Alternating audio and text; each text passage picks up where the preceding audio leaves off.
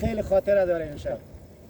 تعداد 25 موتر این طرف است و تعداد زیاد موترها این طرف است. با همکاری ریاست با دستور و بالاخره هدایت رئیس صاحب فایده عامه ولایت بامیان و همکاری بسیار جدی مدیر صاحب امنیت ولسوالی و رسم چی مدیر صاحب استخبارات ولسوالی پنجاب واقعا زحمت کشیدن و ما سپاسگزاری میکنیم از همه دوستا بزرگای امارت اسلامی در ولایت بامیان که شب و روز در خدمت مردم هست در این فضای جوی سردی که منتهی است به کوی بابا و این اگر امشب و امروز در این دو شب روز بارندگی اگر زحمتی از اینا نمی بودی قطعا بدون تلفات بالاخره مردم خلاص نمیشدن. زن و بچه مردم در بین موترها هستن، هم این طرف و هم این طرف.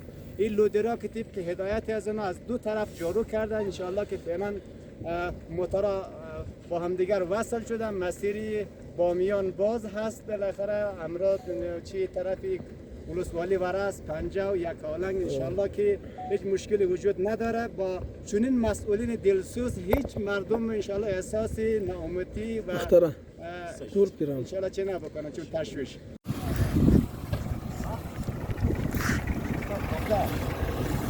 چیه تازه بردواره؟ دالته کار داره.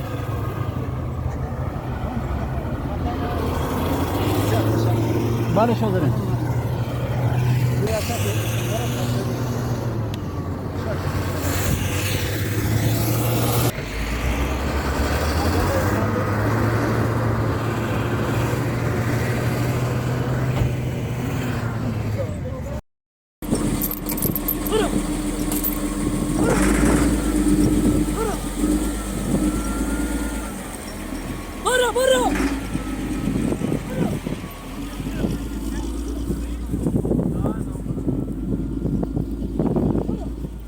Deixa que eu